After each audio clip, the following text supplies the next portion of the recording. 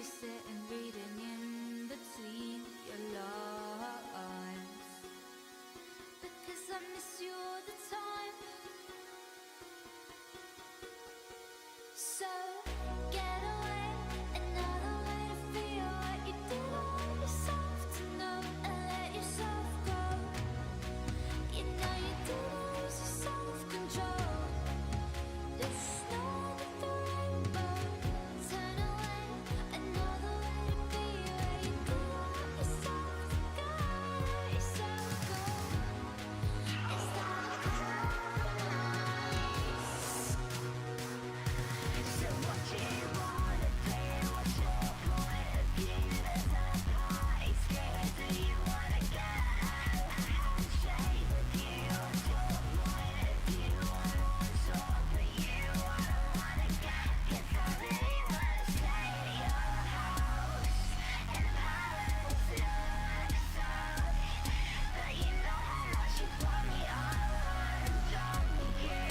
I'm ignoring you. I don't wanna know.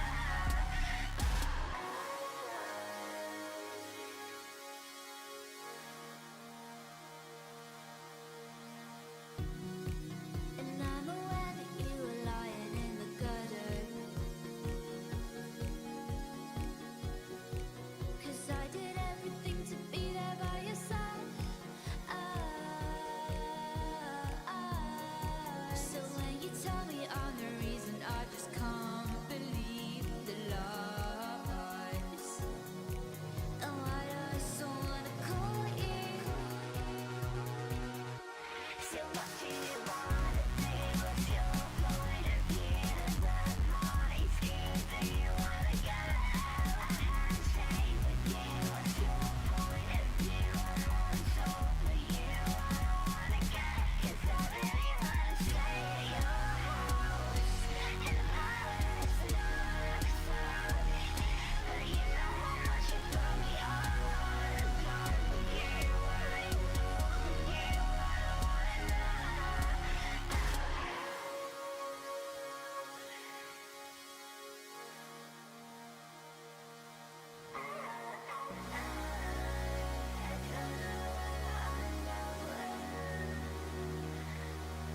So get away, another way to feel what you did on yourself to know and let yourself go. You know you do lose your self-control. There's no end of the rainbow. Turn away, another way to be where you do let yourself go, let yourself go. And away we go. Yes, I'm going to get into Alyx, but I want to watch these 5090 reviews. Damn, did I just peek the mic like that? I have not peeked the mic in ages. Take a view, what's your point of view? I love edge runners. I edge the runners. Anyways, before I start, I wanted to look at 5090 reviews. And this is what we got so far. This is the first thing I saw. New benchmarks in a nutty shell. Let's see who it really is. 4090 Ti, basically. So, I guess that's the gist of it. You get a 20% performance. You get 20% power. You get 20% money. Everyone gets a 20%. Can you break a 20? Me watching reviews.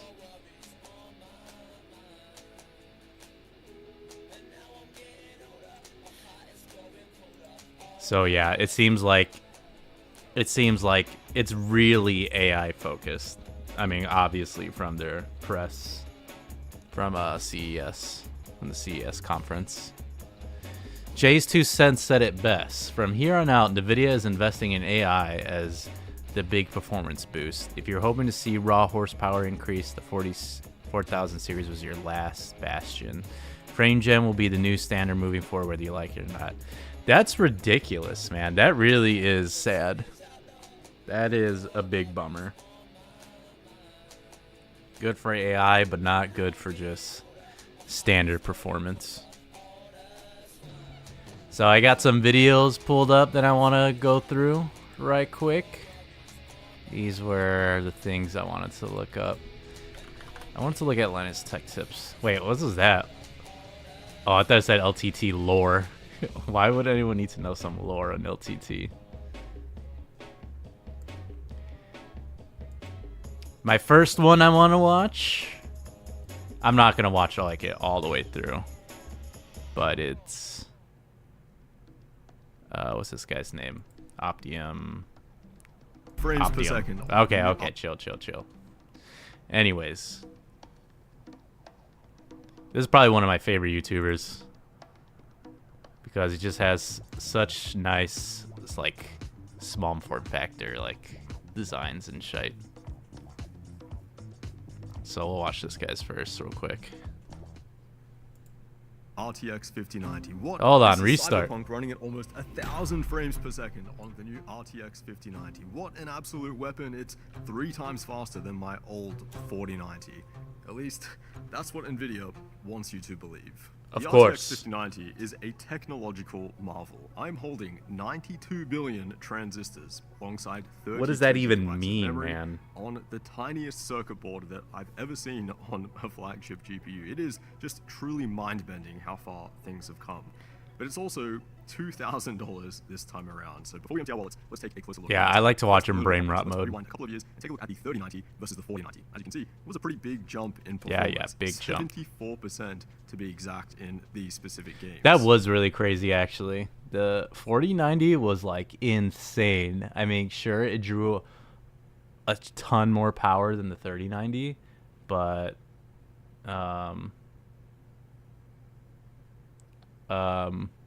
it's just like I don't know where I was going with that. Yeah, it is definitely. They solved the cooling. I mean, they made it chonky. It did work, and I have no problems with my 4090 and cooling and In fact, shit. in some games, the difference is roughly double. As for the new 5090, well, the upgrade is a lot more mellow. Most of the games here sit around a 30% uplift over the 4090. Red Dead Redemption 2 saw the biggest jump of 41%. Next was the new God of War at 38%. And there are a couple here which seem to lack the full GPU utilization of the 5090. Hopefully those get patched soon. But yeah, for the most part, about a 30% uplift is what you can expect. That's a very big drop-off from the gains that we saw going from the 3090 to the 4090. But realistically, it's still a decent-ish jump that will make a difference. If a 4090 is sitting around 150 FPS or so, the 5090 will now be a lot closer to 200. Normally, I wouldn't roast a GPU for only being 30% faster than last time, but here's where things don't look so great. This is the power draw of the RTX 3090 across those same 12 games. It has a TDP of 350 watts, and it mostly sits around that level. The 4090, despite having a claimed TDP of 450 watts, it actually doesn't pull that much more in most games. In some games, it's actually lower than the 3090. And remember, this is while the 4090 is 74% faster on average. But hold on to your seat, because this is the power increase for the 5090. Apart from the couple of games here that were just underutilized, we are seeing right around 500 watts of power draw on average, which is just insane. That really this is insane. A colossal increase in power. I hope your room has air conditioning because you are definitely going to need it. And look, the only 30% or so performance gain over the 4090, I could honestly forgive that if the power draw was That's crazy. That's crazy. the same or maybe a little bit lower would But be does nice. that translate to man, better performance? Let's be real here. It's looking like there is no efficiency gains in this new architecture at all. God of War Ragnarok seemed to draw the most amount of power in the games that I tested. See, that's the thing about the 40 series. It, like, you could justify it. You could justify that it was like a step up for the power usage.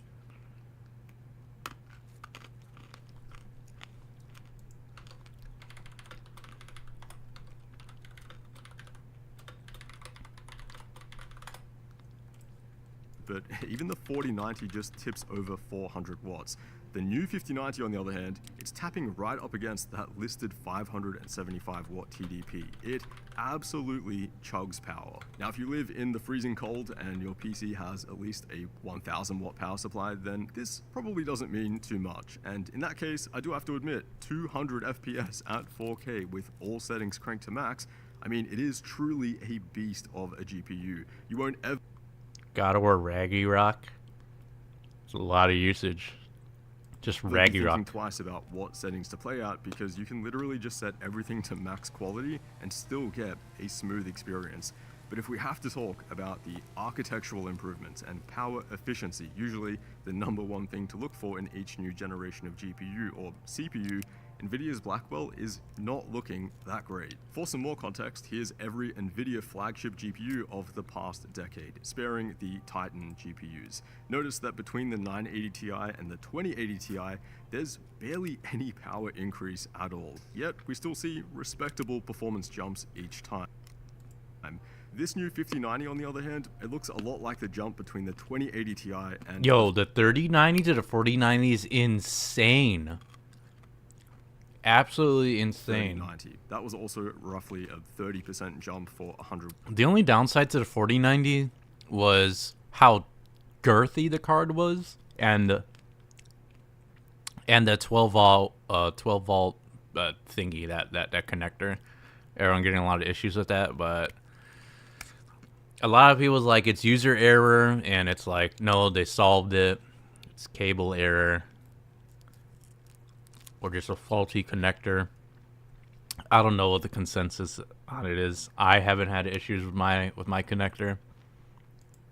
Watts more power. This That is means almost anything. the same thing. I know the FPS gained looks bigger on this chart just because of the way frames per second scales, but the numbers look eerily close. There's one more thing we need to discuss though, and that is multi-frame generation. It's an exclusive feature on these 50 series GPUs, and it can almost quadruple your frame rates. With multi-frame Whoa, gen, that's it now insane, chooses between actually. different multipliers. 2x, just like the normal frame gen that we've already seen, but now 3x or 4x. And yeah, you can literally play path-traced Cyberpunk at 4K, 240 frames per second.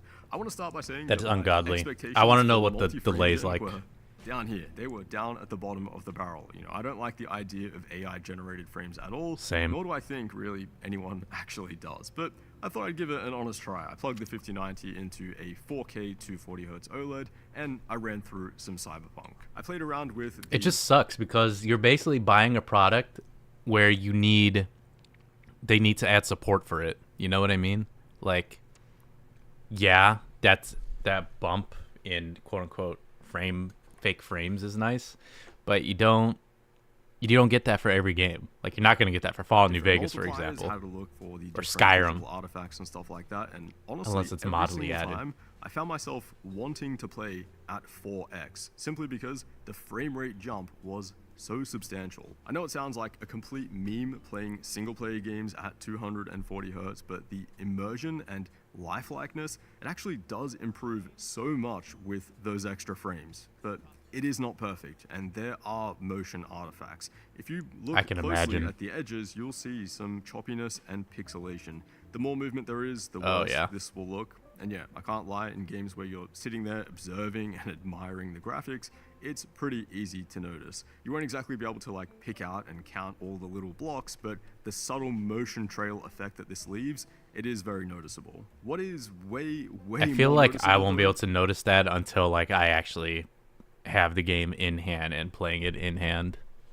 That is quite is the difference between feel like it's 80 hard to FPS translate to and video 250 FPS. If we on a YouTube video. normalize for every other graphic setting in the game and you're just left with those two options, I'm honestly choosing the 250 FPS with Hold on, let's bump this up to 4K. motion artifacts every single time. I know that sounds so weird, but when you feel that smoothness difference between those two frame rates, it is night and day. Especially because the latency increase doesn't really get much worse with those higher frame gen multipliers. With frame gen completely off compared to cranked all the way up to 4x, it's only a 3 to 5 millisecond increase in latency, which is really surprising and impressive. The cool thing is though, if 200 Honestly, FPS it's so hard to see. It's so hard to see on the YouTube video, at least.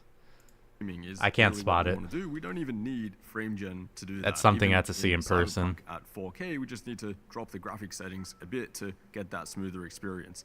The problem though is that you need to drop them quite a bit. We need to now use the medium graphics preset, and all ray tracing needs to be switched off. And as you can see, the game just does not look the same. As for the latency difference, it is pretty substantial between native rendering and multi-frame gen if you're comparing the same frame rates. And this is the main reason that I'd never recommend frame gen for any game that's even mildly competitive. I can't notice, by the way, any artifacting with mouse movement and camera movement, which was really great to see. So if you're exploring and looking around, it actually feels pretty decent. It's the fast driving and riding, at least in Cyberpunk, where those artifacts become pretty obvious. On a bike especially, it's really bad. But yeah, I've noticed that real before in frames other games. after all, but I don't know if I would call them fake frames completely either. Of course, they're generated, but most of the time they feel very convincing. I'm definitely glad it's an option instead of it not existing at all. Path-traced Cyberpunk at 240 Hz is not something I expected to experience anytime soon. As for this tiny new little cooler, it's actually pretty impressive. Slightly higher temps than what I saw with a 4090 FE, but we're of getting course, near the end. with I already a know lot more about the power cooling. this time around. I was seeing really low 70s with a 21 degree ambient room temperature, and that was with everything completely stock. I'm just concerned about putting this sideways in a case because the way the new cooler is. 500 watts.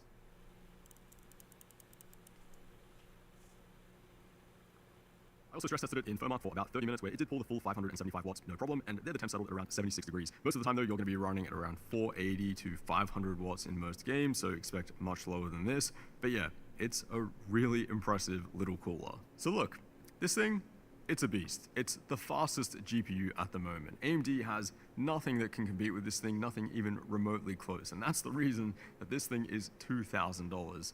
But at that price, you've got to be really interested in this new multi-frame gen stuff, or the 32 gigabytes of VRAM for 3D or production apps, for it to start even making sense. If you're coming from a 3090 or a 3080, then it's a much more compelling upgrade. It's like well over double frame rates.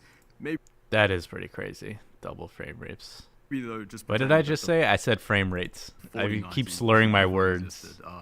I'm so sorry. Potentially upgraded to that a lot sooner. Honest and you would have mistake. been getting most of the performance that you're getting here. Still, a few more things that I want to test out for this one, as well as just putting it in a really tiny case to see how it handles that. But at the very least, the 5070 and 5080 are yet to be seen. So definitely stay tuned for those. Don't care about the 5080. I imagine the 5080 is just going to be god awful. God awful. I just can't imagine I would ever spend $2 for a video card, but I guess I'm not their market. Their single GPU is quite literally worth more than me. Yeah, for real. For real. A bit disappointed with the power efficiency. Yeah, we don't even care about power efficiency anymore. Just max it. Max that PSU. It kind of sucks that you can't really just buy a 4090 anymore, because it seems like the prices on that's going to come down. I'm going to look at hardware swap and see what yeah. Biggest regret 2025, selling my 4080 Super. I mean, I guess he was instructed to. It is safe to upgrade now.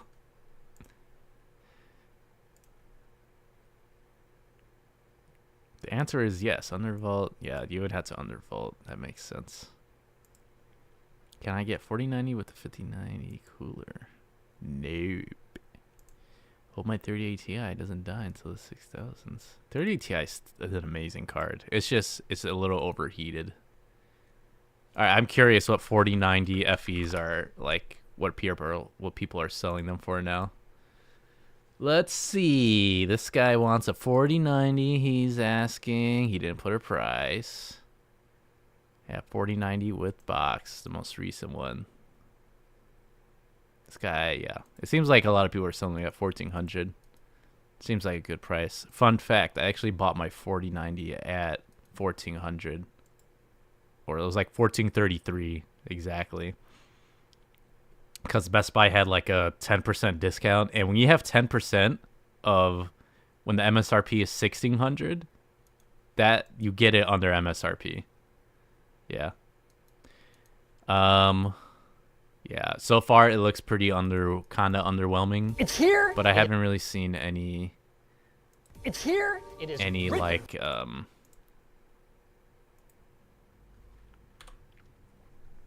I just don't really, I don't care. I mean, I care about the AI. It's cool, but I don't really play too many games with frame gen too much. Except for like well, not even Skyrim, man. I don't even know.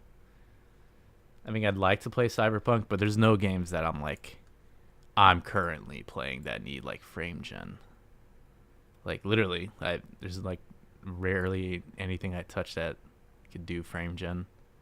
The only thing I'd be interested in is I just want to run a 5090 with Fallout New Vegas. Fast, and it's $2,000. But in exchange for your least favoritist of kidneys, NVIDIA promises that their brand new GeForce RTX 5090 will deliver a level of performance that obliterates their only real competition. NVIDIA, more GPU cores? Boom. More VRAM and faster VRAM? Boom, boom. Okay, Gaming let's results. skip No that. ray tracing, no upscaling, and we're starting with 1440p. Across our suite of games at 1440p, the 5090 never falls flat on its face, obviously, but still manages to be underwhelming. In the Vulkan-based Red Dead Redemption 2, we see Wow, that is nothing. But I want to less see than a 4K. 10% improvement over the 4090, and that That's crazy. That is such a tiny lackluster uplift is repeated in F124. tiny bump in More performance. problematic is the embarrassingly small 30% lead over the 7900 XTX, which frequently goes for a little over 2/5 of the price. Oof. That's crazy. And Returnal doesn't bring better news. But as we move on to newer, more graphically intensive games, the 5090 does start to pull away from the pack. In the gorgeous thriller Alan Wake 2, it beats the 3090 Ti by Wait, hold more on. than What the was pull Last away of Us from the 2 pack. at? Wow, that's pretty sad. That's actually really sad. In the gorgeous thriller Alan Wake 2, it beats the 3090 Ti by more than double and looks great in Black Myth Wukong, beating the 4090 by 27%. Damn, Black Myth Wukong is that intensive? Why they Cyberpunk have ray is tracing another off? strong point compared to the Oh, I didn't know it uses ray tracing. previous Black Myth. generations, but as Okay, that's a pretty substantial boost without. low as they are on the chart, Frame gen. it's worth noting AMD's strong performance per dollar in this game, at least when ray tracing isn't enabled. We'll get to that later. For now, this might be obvious, but if you are a 1440p player, the 5090 is overkill with the current crop of CPUs. If you're on the latest 90 Absolutely. X3D, you might find that the 5090 exerts a little bit more of a commanding lead, but I think that anyone with this setup should be putting their money into a new monitor rather than a new CPU. Let's move on to 4K testing, where the CPU bottlenecks are less likely to rear their ugly heads. In Cyberpunk, the 5090 is the first card to ever crack triple digits at our Ultra preset, scoring a 30 FPS lead over the 4090. In That's Alan Wake pretty 2, good. the story remains largely the same, offering a noticeable difference in playability compared to any previous flagship. Black Myth Wukong at cinematic settings, however, is the Everest-like summit where even the 5090 falls short of 60 FPS average. Perhaps an That's overclocking insane. Sherpa could get us to the peak, but that's a subject for another day. In Red Dead Redemption 2, the 5090 does not impress. Yeah, for real. This really doesn't. That is some nasty work. Especially when you consider its price. And in F124, Red Dead the is 5090 so- continues to operate at that kind of level of performance that no one else can came out touch. so long ago, The too. problem is that for all the hype, the performance bump is roughly on par with the price bump, making the 5090 look less like a truly next generation product and more like a Sorry, 4090 hold on. Super GT Zikai Budokai.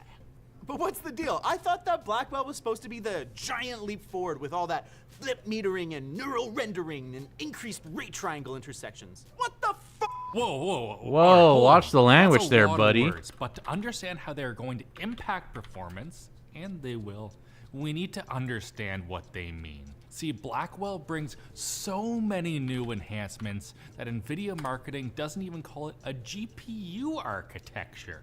No, it's called a neural rendering architecture. So, what is that? As far as we can tell, it's Okay, about this guy's voice is like molasses. level of detail steps without requiring any normal. Yeah, like I said, I don't really care about that. 5090 has managed a best case scenario of about 30% faster than its predecessor, seemingly entirely thanks to the 33% higher GPU core count. This, combined with their reuse of TSMC's 4N process node from last gen, explains why the new chip is so big and why NVIDIA had to sacrifice some clock speed to keep their yields, and therefore pricing still attainable to the 1%. GDDR7, on the other hand, is kind of a big deal. It boasts double the data rate of GDDR6 while using half as much power per bit. This isn't in large part thanks to the shift to PAM3 signaling. PAM, short for Pulse Amplitude Modulation, is akin to how we store data in multi-level cell. What does this even mean? GDDR6 Oh, I gotta answer the uses door. PAM4, I'll let this video meaning play. that each clock can be encoded for 4 different states rather than just 2. But it came with a big trade-off, the error rate, since the signals are so similar in amplitude that sometimes they can be hard to tell apart, especially when there's interference. PAM3 improves the situation by just trying to handle 3 states instead of 4, giving a little bit more room between each of them. This improves signal integrity, allowing GDDR7 to run at higher frequency while consuming less power to make up for the trade-offs. Oh, and let's not forget that we finally got 32 gigs of VRAM. This will be a huge jump for AI dorks, and maybe gamers someday?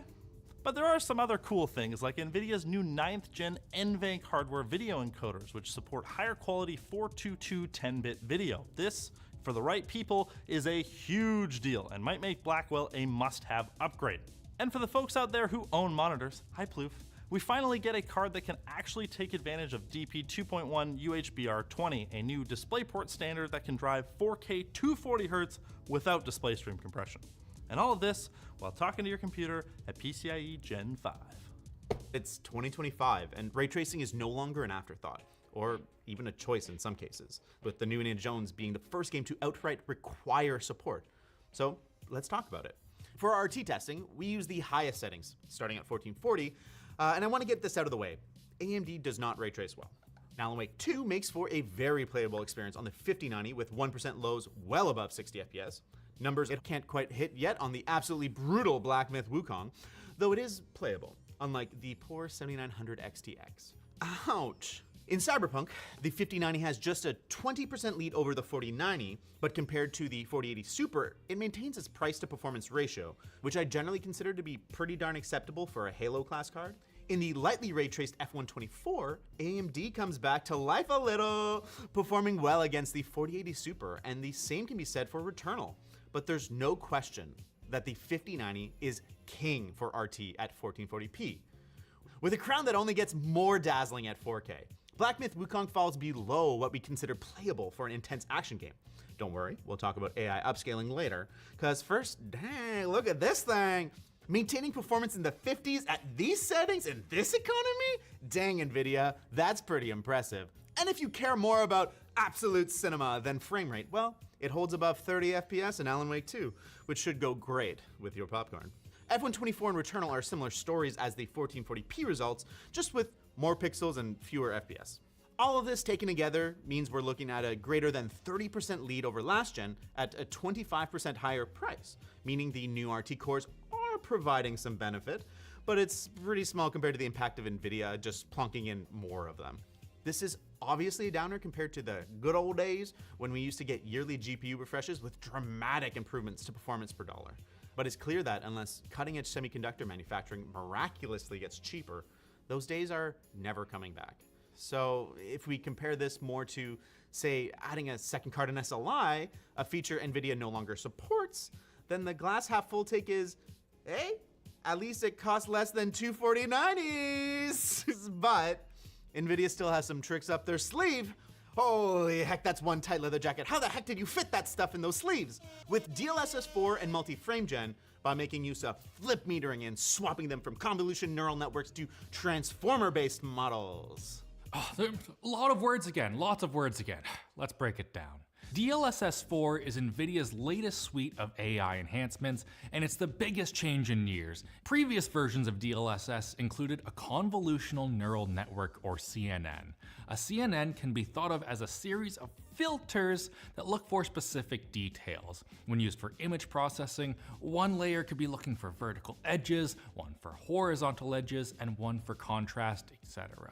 The neural network then observes the results from the filters and can use that information to identify things. Like if an image contains a dog or a stop sign seems convoluted, well, it literally is. On 4000 series GPUs, this information was combined with an optical flow accelerator that interpreted the motion in the scene to upscale or generate frames. So why the switch? Scaling. Each filter can only scan and compute a small number of pixels at a time. When you have millions of pixels dozens of times per second, increasing performance can be tough. So DLSS uses a new transformer model, which, as NVIDIA explains, allows them to evaluate the relative importance of each pixel across an entire frame and over multiple frames to achieve a deeper understanding of the scenes that offers greater stability, reduced ghosting, higher detail in motion, and smoother edges. They also scale better, which is part of why they have become so heavily used in things like large language models. Transformer is the T in ChatGPT, so while a CNN can see this picture and say, there is a cat, there is a product from LTTstore.com, a transformer might say, there is a cat enjoying the premium CRT-themed pet cave from LTTstore.com. However, while a transformer can process complete images faster, it does require more data for training, and honestly, without the side-by-side comparisons, it is tough to tell the difference in image quality between the two models, like really tough. There are clear benefits in specific areas that NVIDIA points out, things like fences, power lines, and barbed wires, but there's still obvious artifacts when dealing with semi-transparent objects or just very busy scenes. A lot of the artifacts are different than DLSS 3, but are still present. On the bright side, at least on high-end cards, the transformer models don't show a substantial performance hit. Oh my Enough theory. god. I want to talk about M. Oh my effing G. god. Multi-frame gen is perhaps the most game-changing tech landing with these new cards. Like the previous version of frame gen, it uses AI to generate in-between frames based on optical flow data and rendered frames. But multi-frame gen now allows users to generate up to 3 in-betweens rather than just 1, boosting frame rates to up to 4 times native. Does it work? Well, according to our charts, yes. Very yes. The numbers double, triple, and quadruple, and make the 5090 look absolutely ridiculous, at least in the charts. But as big as that bar You're gonna hear is, some banging. the Get real used to frames it. haven't changed. So Get me what's the retro deal? monitor Well, pet cave. MFG I is must have pretty missed wild. out on Deal that.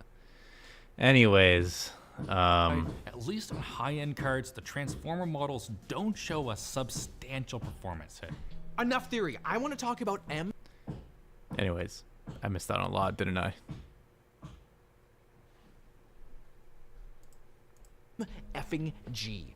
Multi-frame gen is perhaps the most game-changing tech landing with these new cards. Like the previous version of frame gen, it uses AI to generate in-between frames based on optical flow data. You know what? I just realized this entire time that I've been playing, I've never turned on my filter effects for freaking for the voice effects that you can't hear, like noise suppression and stuff like that. I just realized this entire time there's a second button you have to turn it on. LCD channel appears to just be full of depressed seeming neckbeard Canadian lads. Yes. Ooh, I don't want to hear banging. I want to see banging. Ooh. Very true. I did turn on my noise suppression, so rendered frames. it should like But muffle it a little multi-frame bit. gen now allows users to generate up Just to a little bit. 3 in-betweens rather than just 1, boosting frame rates to up to 4 times native. Does it work? Well, according to our charts, yes. Very yes. The numbers double, triple, and quadruple, and make the 5090 look absolutely ridiculous. Yeah, that is pretty crazy. The DLSS native fit is under 60 FPS is ridiculous for $2,000. At least in the charts. All right, frames. Spider-Man. And it was an okay solution, but you had to have 2 bits of hardware processing each frame, and that's just inefficient, and could even cause the GPU to throttle, resulting in a lower base frame rate to multiply off of. That's why you didn't just see a straight doubling of frame rate when you turn frame gen on. The 5090 and multi-frame gen eschew ADA's optical flow accelerator, and instead utilize tightly integrated tensor and CUDA cores. Yeah, with more black- frames. Nothing else short Cool. of homing on port from crank. Anyways, I Verify feel we like I did. get Using our the trusty LDAT, our click-to-photon test results this guy low-key kind of pisses me off a lot of times. I don't know show that why. frame gen He does just seems not like increase such latency over native with reflex on. such In a fact, it seems to actually snobby lower the nerd latency geek. slightly. That doesn't really make sense to us, so we're gonna chalk that up to sampling How error, do I but if put there a is C any in effect on applause? latency, What do you it's so mean? minor that it's not noticeable Oh, compared to I our see what total you system did. latency. and that is mighty impressive.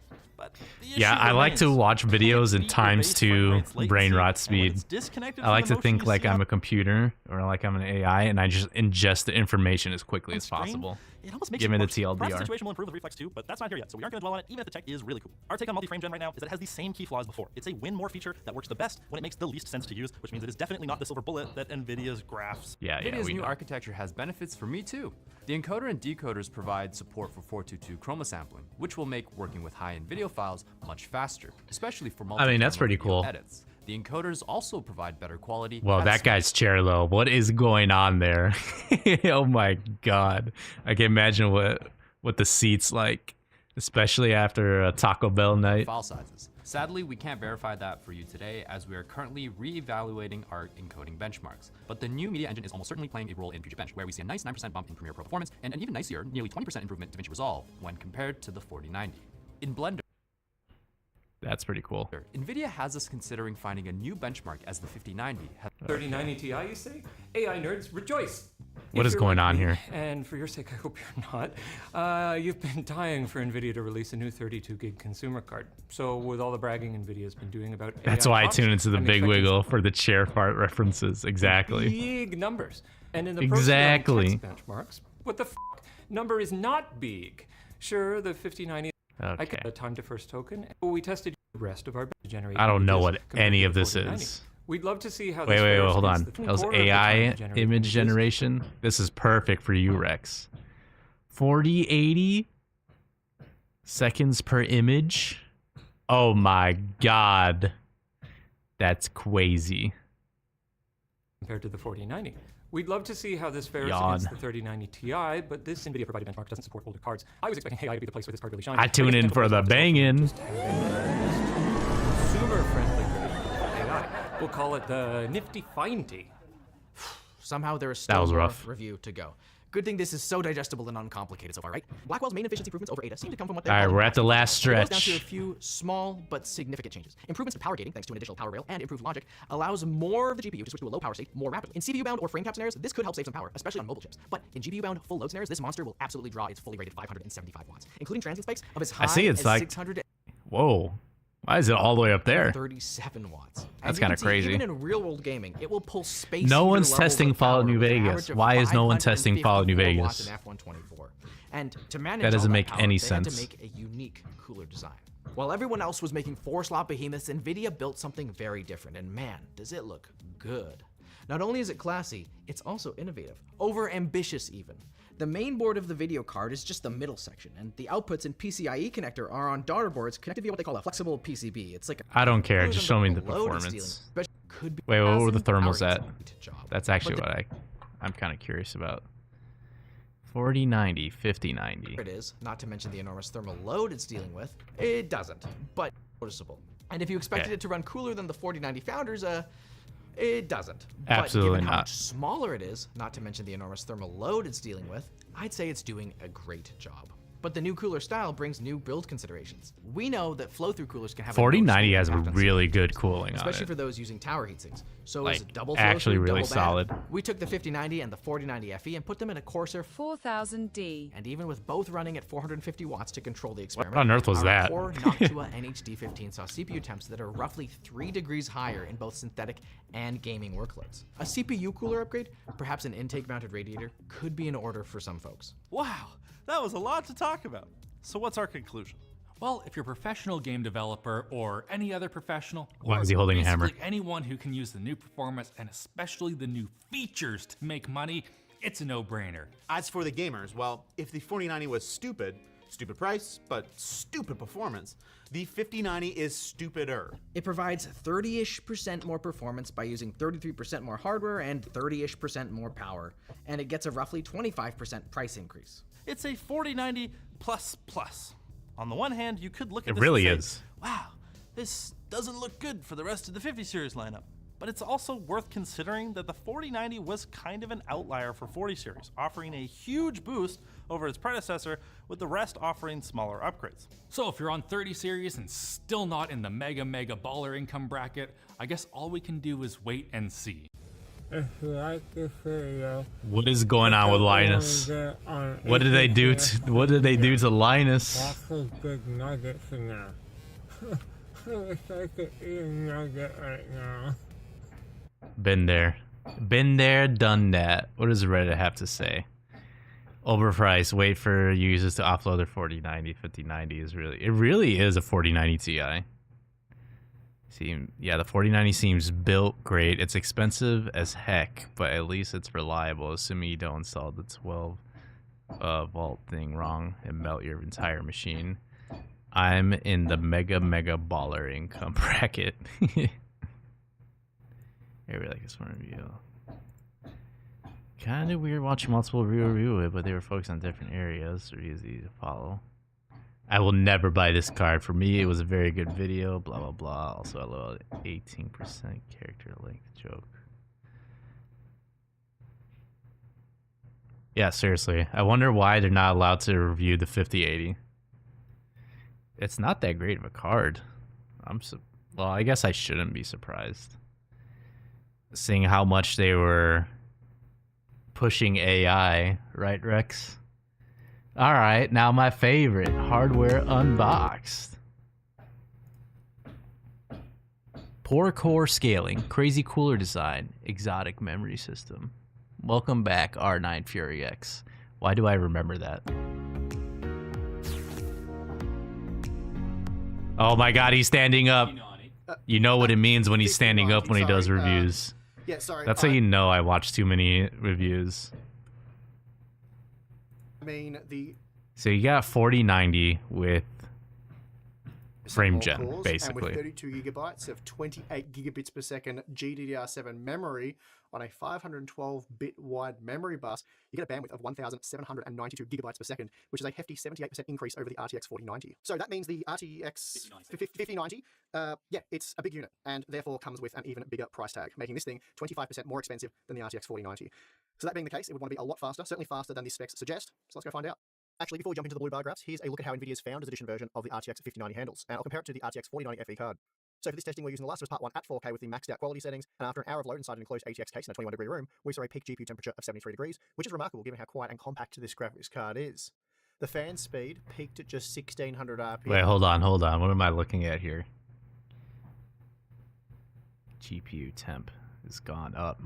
That's kind of annoying how the temperature has gone up quite, not significantly, but over our case fans, slightly decent jump. Very quiet. The cores clocked at an average frequency. Guess it shouldn't be surprised when it's pulling nearly 600 watts of power. GPU power of 492 watts.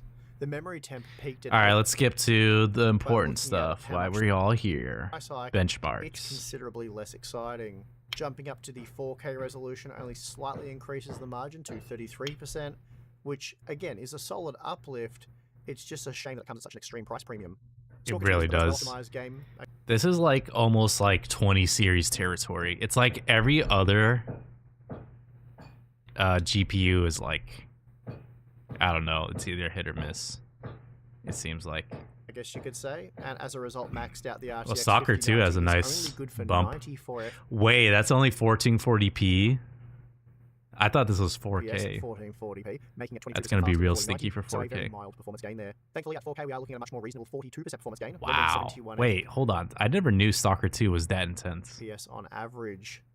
Next up, we have Counter-Strike 2 and the 1440. Wait, how does the 4090 better than the 5090? Results look a bit odd, as the RTX 5090 is slightly slower than the 4090 here, though the 1% lows were notably stronger.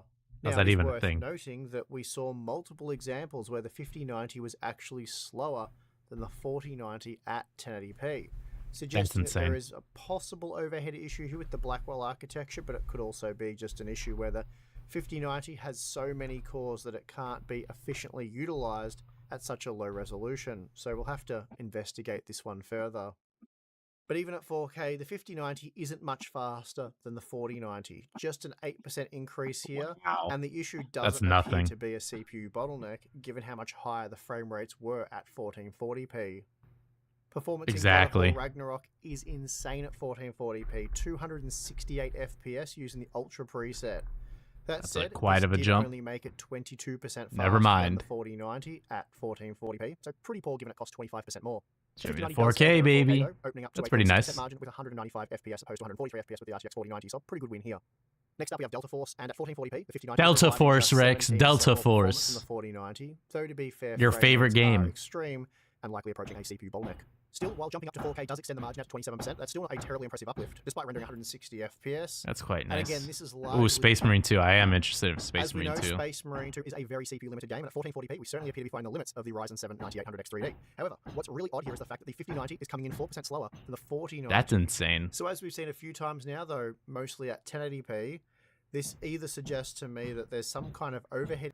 You're obviously CPU bound while running Stone Age games like CS. If someone puts a game that old on a GPU benchmark, they aren't good at their jobs. Issue, or the workload is limited in a way that makes the 5090 inefficient due to Well, how many cores see, it has. it really is. Thankfully, though, switching up to the 4K It's more like a resolution does solve flex. this problem, and now the 5090 is seen to be 30% faster than the 4090, which, as I've noted a number of times now, it's an okay performance uplift. It's certainly not amazing. It's decent, though, but it's also entirely undone by the fact that it also costs 25% more. Yeah, The that's Star Wars insane. Jurassic Life performance improvement at 1440p is again weak, just a 4. Yeah, I don't care about that. Let's see. Cyberpunk. Show me noteworthy Cyberpunk. gains over the 4090 at I love how 1440p, diverse they just are a with their 19% benchmarks. I mean, look at improvement this. here, again with This is similar 1% insane. lows. Though of course, other system limitations will be coming into effect here. An increase in the resolution opens the margin up to 32%, which I'd still say is quite Whoa. Don't be despite talking performance shite about overall hardware being on excellent, box. Though we are using the second highest preset and ray tracing hasn't been enabled. They know they're Frame shite. rates in Dying Light 2 using the high preset are They know their extreme at 1440p, optimizations. 198 FPS for the new I would say I'd honestly 5090, trust hardware on box though that did more only make than it 24% Linus and faster Gamer than the Nexus. 4090. And then even at 4K, we're still looking at a 25% performance gain over the 4090. Let's see. It was Marvel's Spider-Man. Marvel's Spider-Man Remastered is yet another game that is heavily CPU limited Yerp. at 1440p with these extreme high-end GPUs. And that means both the 4090 overall in a 4K, it does mostly remove those limits, though I suspect the 5090 is probably still being Hogwarts. That's a then good pushing one. the resolution up to 4K allowed the Wait, what was 5090 1440p deliver yet? That is...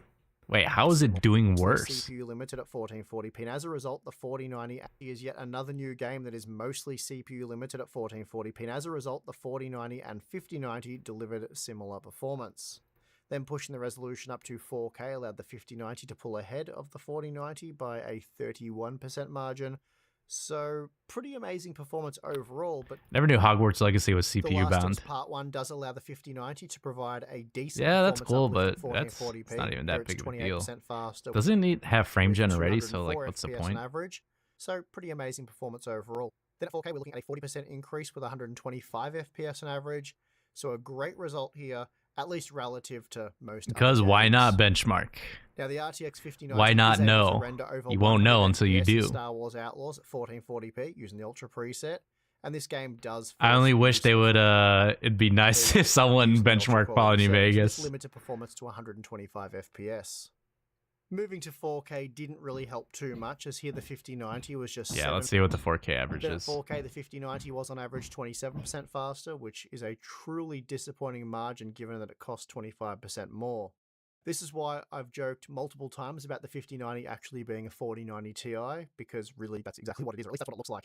Even if the 5090 maintained the same $1,600 US MSRP as the 4090, it would be pretty underwhelming for a next-generation flagship GPU. The 4090, for example, was on average 60% faster than the 3090 Ti, while also coming in at a lower price, or it was 73% faster than the 3090 for a mere 7% price hike. So you can see why the 5090 is so extremely underwhelming. Now, for a look at power consumption, and please forgive me, but for the bulk of our power... Did they not data, test Halo it Infinite was this time? recorded at They usually, 1440p. I can usually rely on These are them ideal for to be the measuring the only true people power usage to of the benchmark RTX Halo Infinite. 5090, but I'll run a few separate tests. Anyway, in Starfield at 1440p, power consumption increased by 12% with the 5090. Oh, now these over are ray 4090. tracing. Yes, we know ray Then in tracing Star is Wars way better. Outlaws, we saw a 17% increase in power usage at 1440p, going from 532 watts up to Cost per 624 frame. watts. Let's see. So here's how the current and previous generation mid-range to high-end GPUs compare in terms of value based on the MSRP. At $2,000 US, the RTX 5090 is 1.5% better per frame than the 4090. The So in other 5090 words- renders Fallout New Vegas 18% faster than previous flagship. The test is done, of course, at the 2010 industry standard resolution of 1080p. After a little over 2 years, we're seeing no improvement in cost per frame. The 5090 is essentially just a faster GeForce 40 series GPU. But if we shift to the best retail pricing for mid-2024 and just assume that the RTX 5090 I'd be like, the difference is so marginal, so we don't have a chart for Hogwarts will Legacy. sell for $2,000 US. So there you have it, the RTX 4090 Ti. It's a 59. Oh, I was like, who is I that? mean RTX 5090. Yeah, it's now the world's fastest gaming GPU. So no shocker there. What is shocking though, at least based on our testing, is that it was on average just 27% faster than the 4090 at 4K, while it costs at least 25% more, which is why I have repeatedly referred to this as the RTX 4090 Ti. But thank you, Balin, for all the corrections. I hate how they're not updating like the way the card Let's has be been real looking here, since basically that the is 30 exactly series. what this thing It's literally is. like the Nvidia's same refresh trying card. They're to making it look disguise the they're making it fact look that, so professional you know, unless it's not just a beefed up I don't know, 4090 wacky and by gamery. dangling stuff I guess like I shouldn't be DLSS 4 surprised as they're multi-frame straying away from AI. content piece that we Or put straying together by towards Tim. AI and The reason straying we away tackle from, stuff like frame generation I and guess, upscaling and their quote-unquote own gaming. dedicated content pieces because they are very involved to test correctly. The testing is far less about the frame rate stuff that you see in all the graphs and that, and it's more All right, let me see 40p, Spider-Man. and this was achieved by the 4080 Super. Now, the Dying Light 2 results are interesting. Metro Exodus. Okay, so unfortunately, I have had some issues with Metro Exodus Enhanced Edition when using the Radeon GPUs. I've been able to run this game in the past on Radeon GPU, Okay, that's great. Don't care. also in 40p. And please note, I didn't test 4K ray tracing performance because most titles see very poor and almost always unplayable performance at 4K, even with upscaling. But granted, in this Crazy. example, the 5090 and even the 4090 would work well at 4K. An example where that's less true is Alan Wake 2, and for this testing, quality upscaling has been enabled. At 1080p, the 5090 is just 19% faster than the 4090, and moving to 4K. Yeah, the TLDR, it's not the greatest. It's not the greatest. Elusive 49 Ti, not worth, but it's Halo products. But it's a Halo product, so it will sell. What's a Halo product? What does that mean? It's something. A Halo product is something that isn't there to be the real flagship. That's the driving revenue, but instead the ultra cool item that people take advantage. The Halo effect, consumer bias that occurs when a consumer has a positive experience with one product from a company and then favors other products from the same company.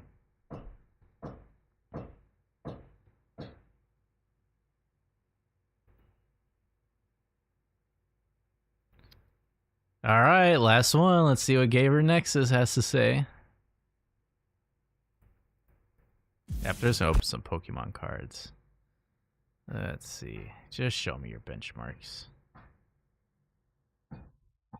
There aren't many reasons Yeah, just RTX 5090, but just for sake of this is quite a disappointing release. Like actually, the RX 7900 XTX ran at 77. like you got 4090, you're set for life, 2 FPS. basically. Again, the 4080 Super would be at about 1 to 3% above that. The 2080 Ti from 2018 ran at 36 FPS average, and that's without RT. The improvement to the 5090 is 267% lead. Dragon's Dogma 2, Rex. Here we go. 4090, 155 to 188. 189 FPS average, with extremely well-paced frame time consistency shown in the high 0.1% and 1% low values. The 5090 ends up leading the 4090s. Sorry, I just want to see the benchmarks. All right, I want to see what his conclusion is. Marketing BS. It says performance. NVIDIA technically lists the DLSS version in the bottom, but most people don't know what that means. NVIDIA's own With the mainline line-grade results in the text that first blends 13 into the back- seconds. All right, let me see what he has to say. There's a big, jeez, there's a big review today. We'll try to respect your time. It almost hit me in the face. The gaming performance uplift of the RTX 5090 in rasterization for 4K is between 20 and 50% depending on the title, versus the RTX 4090. Ray tracing at 4K is commonly 27 to 35% uplift depending again on the title. That's also without FSR in some of those scenarios, with FSR and others. We'll talk about that today. And then there's an additional story To this, review. we're gonna open which is up that the 9800X the Pokemon cam. remains a Yes, sir. completely insane in a good way CPU. It can keep up even at 1080p in situations with the 5090. Now, that's also where the 5090 starts to drop some of its performance gains relative to the 4090, because at 1080p, 1440p, even when it's not really that CPU bound, the performance uplift starts to come down. Thermally, this card also, just to save you the time, if this is all you care about up front, does better than we might have expected, even with all of the discussions and showing the prototype and all that stuff. So for GPU thermals, we were overall pretty happy with it. We'll show you those numbers. For memory thermals, it's warmer than we would like. It's not dismal, but it's warmer than we'd like to see. So today we're looking at game performance, efficiency, thermals, acoustics, ray tracing, power. Yeah. I get the gist of the card. 59 benchmark, that's 20% increase over 4K raster.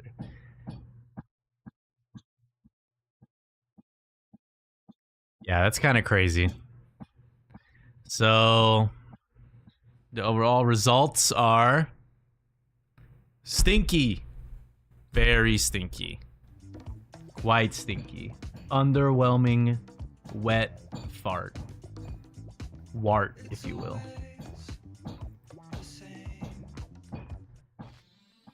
Anyways, it's time to go to the Fingy Cam.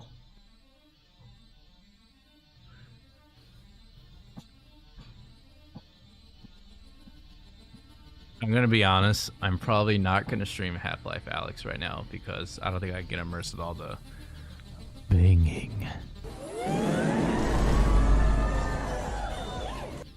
Let me clear out my desk. I always said I'm gonna open up a pack every time I stream. Why don't you do some Shylin? What is that? Shylin imaging? Don't point that fingy at me.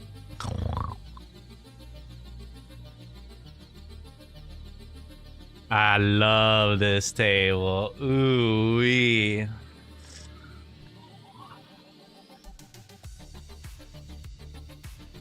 Honestly, disappointing thing, it's like a linear increase, 25% more volume, 25% more power, 25% hotter, faster, 25% more price. Yeah, he really is.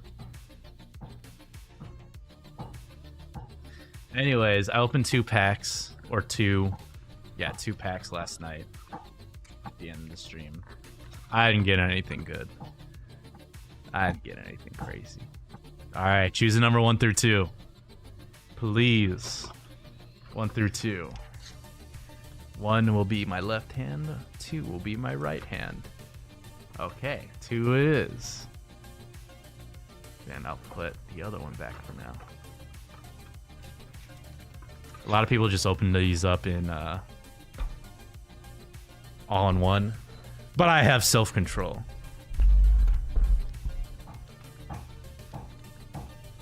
This is kind of like a way to get me to stream more in a way and to fuel my Pokemon addiction, to reward myself for streaming.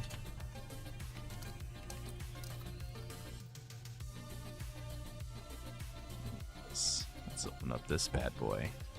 This is Running on Empty Food Review. She also chose 2. Nice. Nice. I don't know if you've ever opened Pokemon cards before, Rex, but you usually get a little QR code in the back for... I think this is like online Pokemons or something.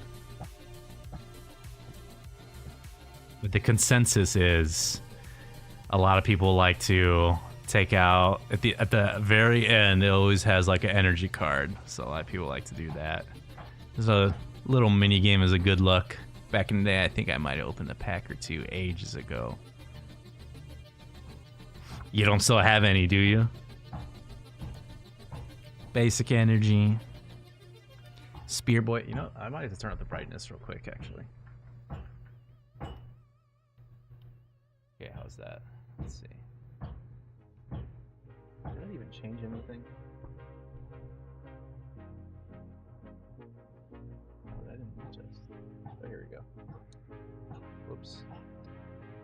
That's too bright.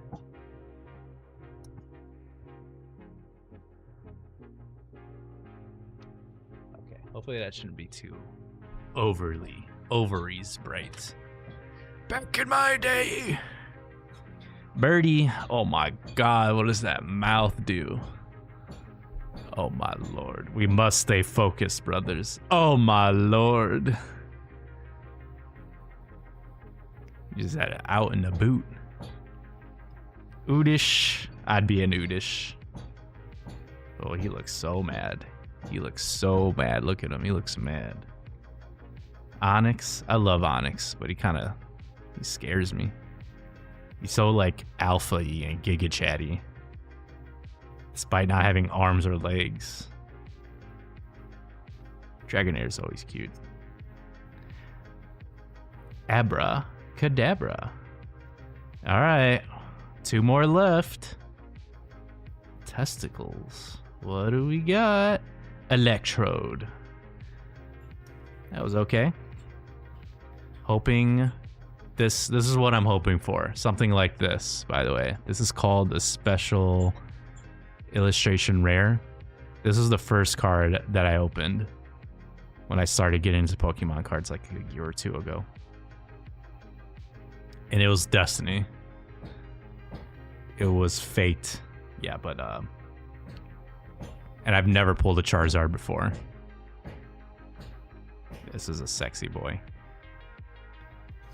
I was gonna sell it because it was like a $200 card, but I don't know. It's too sentimental for me because it was like my first Charizard ever. You know. I mean, I feel like you can't sell your first one. You should know. I'm gonna just keep that in the corner for clickbait. All right, let's see.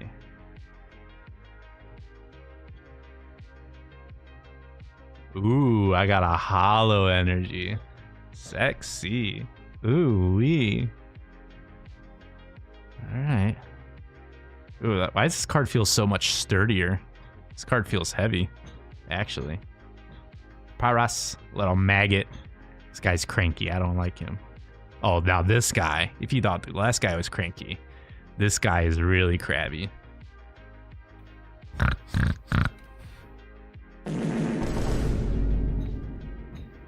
He's cute. Cycling road. I hate the outdoors. Get that away from me. Charmeleon. He always looks badass. Scyther. I forgot Scyther was a OG Pokemon.